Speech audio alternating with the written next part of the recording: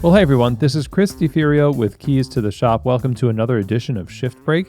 Today's episode is brought to you by La Marzocco, who's been making espresso machines by hand since 1927. La Marzocco is basically a household name when it comes to specialty retail coffee for a very good reason. They listen to their customers, and ever since the company was founded, they've innovated and served the needs of retailers and entrepreneurs just like you. Their dedication to your success, they're offering a range of different kinds of espresso machines that fit the needs of your shop, is just one of the reasons why they're so well loved the world over. An example of that would be like the KB90 espresso machine that introduced straight-in locking portafilters for ergonomics, the auto flush function for cleanliness and speed, and also built-in scales for accuracy of extraction. And again, like I said, it's just one of many machines that are designed to fit your specific shop's needs.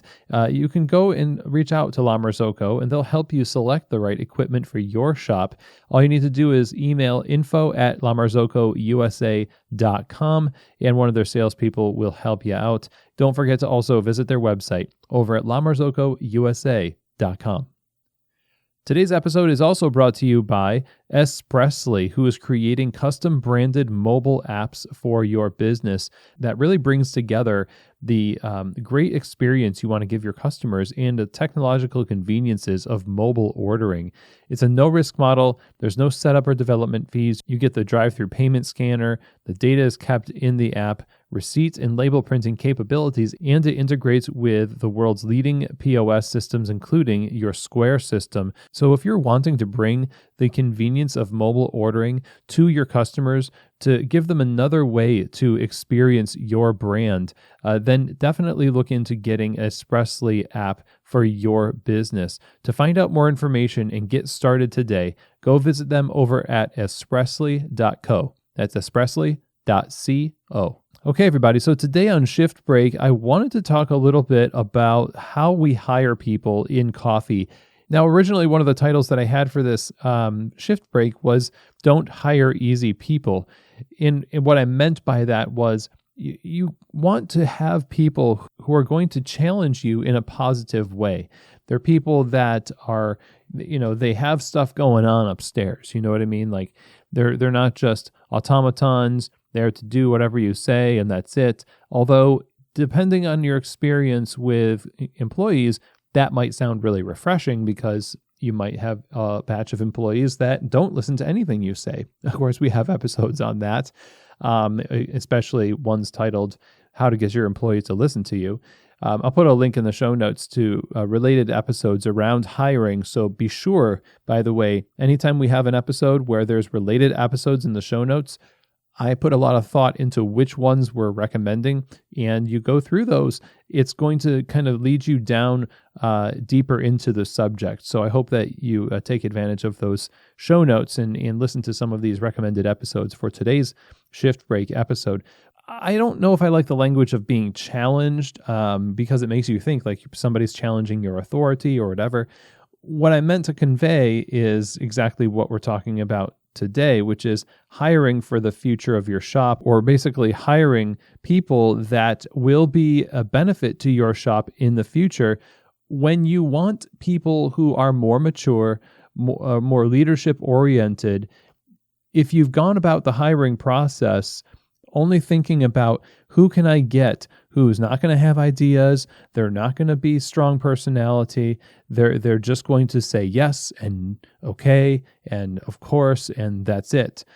Everybody wants to hear that who is a leader. Of course, we want people to say, yes, okay, I'll do that. We don't want people to defy what we say. Now, if you're a good leader, you're going to leave room for questions and clarifications, and hopefully this is done with no ill will.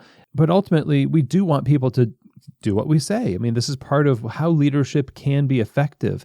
And if you're a good leader and you make good decisions, then those decisions can only be of benefit to everybody if they are done and carried out. So you don't want to hire people who are going to drag their feet, who are just going to question for the sake of questioning.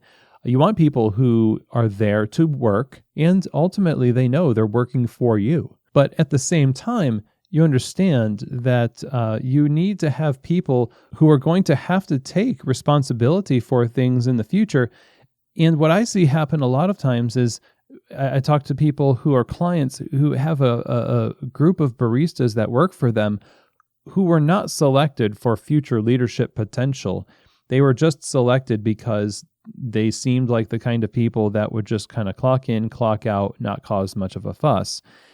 I think the future of your shop really depends on how well you hire for the future of your shop. So that means you want somebody who's going to step into management.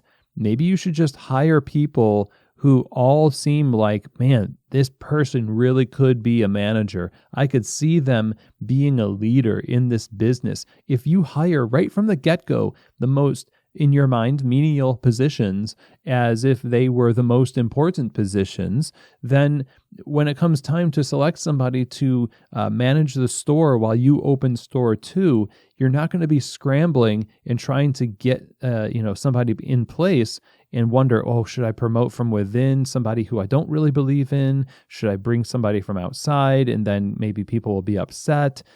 It all starts in the beginning of the process of hiring and making a decision not for what's convenient right now, but for what the business is going to need in the future. And even if these people don't stick around for, 1 to 2 years, if you turn your staff over completely after 2 or 3 years, just at the time when you're ready to start promoting from within, you will have developed the knack for selecting people by practicing right from the beginning, hiring for the future, hiring for potential, as they say. What potential? To do what? Well, potential to be leaders, potential to lead themselves, to set a good example for their peers, to be in control of themselves, to serve the customer well, to take care of the business, and also their potential to make you better, because you are not a complete work of a person. I'm not. I need people around me to help me be better. And that's the beauty of a coffee shop that has a really good roster of employees who are all potential managers, potential leaders. And, I know there's limitations because who's applying? It just depends on who you get in the door. You might not get as many leaders flocking to you as you want, but when you set in your mind that that's a lens that you're going to purpose to look through, it's a lot easier to find them and to recognize those qualities when it shows up. They call that the reticular activating system.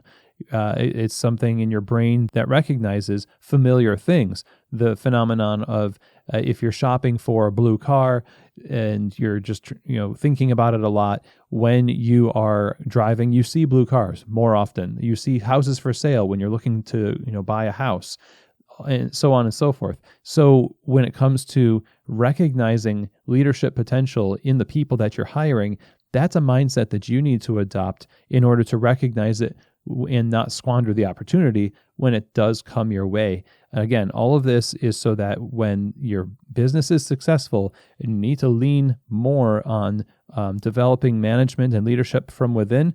You're going to have already infused your company with a ton of potential. So that's what I wanted to mention to you today, something helpful in the hiring process. And like I said, there'll be some helpful episodes linked in the show notes for this shift break. I do want to mention real quick, if you're looking for great ceramic and stainless steel cups and tumblers, you definitely need to check out Created Co. I have just got a small batch of custom branded Keys to the Shop 12-ounce tumblers ordered from them. They're sitting across the office from me right now. Not quite for sale yet. They will be, so look out for that. But I'm so pleased with them. I'm really happy with how they came out. And the stainless steel tumblers, camp mugs, and cold cups in particular are a new offering from an already great supplier at Created Co. So check them out over at created.co. And stay on the lookout for Keys to the Shop tumblers, my first line of designed mugs, and definitely not the last, coming to keystotheshop.com pretty soon. Thank you all for listening again, and I will see you here next week on another edition of Shift Break, from Keys to the Shop.